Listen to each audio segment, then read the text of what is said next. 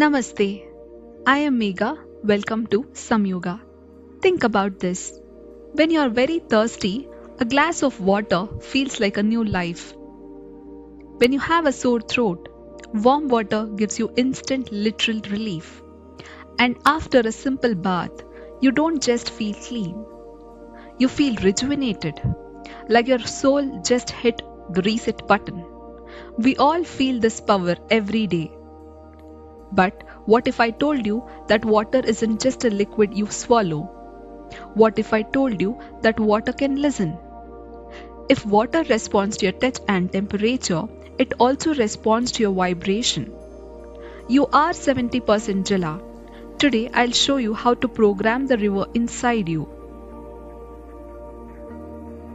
The Rig Veda, humanity's oldest manual, says, Apo Ishta Mayo Bhuvaha. Water are the source of joy and existence. Vedic cosmology explains that before stars, planets, or solid matter ever formed, existence was apaha, cosmic water. Life didn't begin with bones and muscles, it began with fluid consciousness. Even modern science says a human embryo develops in the liquid environment for 9 months. Our rishis knew it first. Fluidity is the foundation of form. If you feel stuck in life, you have become too solid. You need to return to your flow.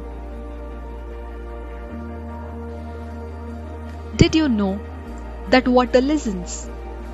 Modern research on water structure, most notably by Dr. Masaru Emoto, proved through high-speed photography that water is a biological hard drive. When exposed to words like love and gratitude, water formed perfect diamond-like crystals. But when exposed to hate and chaos, those structures became fractured and ugly. If 70% of your body is water, imagine what your thoughts are doing to your internal architecture right now. This isn't just a lab experiment. It's ancient technology. Have you ever wondered why every Vedic temple has a Kalyani? It wasn't just for washing feet. It was a vibrational laboratory. Temples were built on specific geomagnetic points of the earth, where energy is highest. The stone architecture acts as an amplifier for the earth's energy. The high frequency resonance of the temple bells and the constant Vedic chanting were designed to structure the water in the tank. When you sat near the Kalyani or sprinkled the water on yourself, you were absorbing a healing, organized geometry. The temple was the programmer, the water was the carrier, and your body was the receiver. You were literally being retuned at the molecular level. In Ayurveda, water builds Rasadhatu, the first tissue.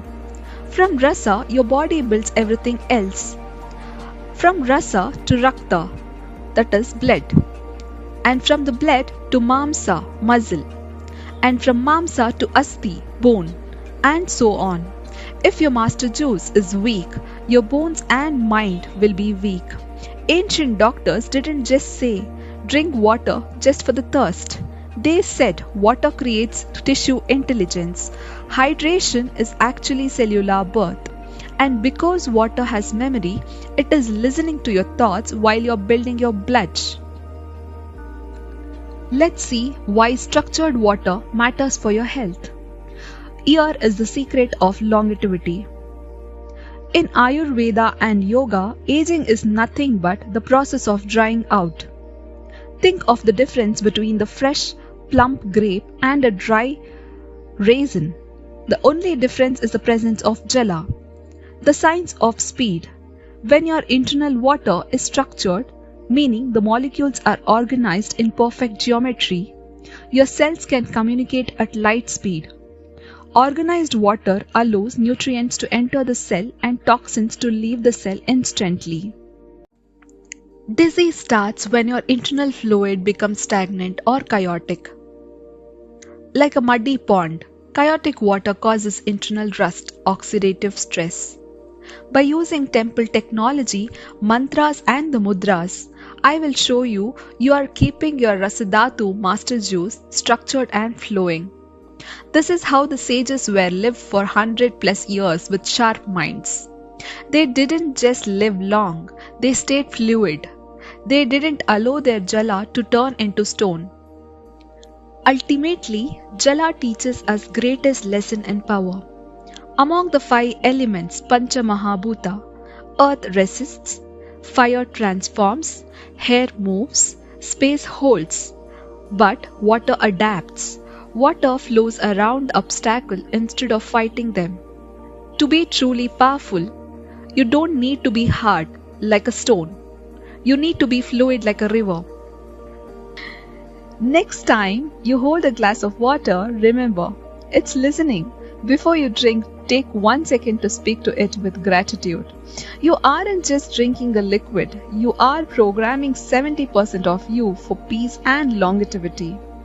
If you found this insightful, please subscribe to Some Yoga. Thanks for being here. Stay fluid, be some yoga.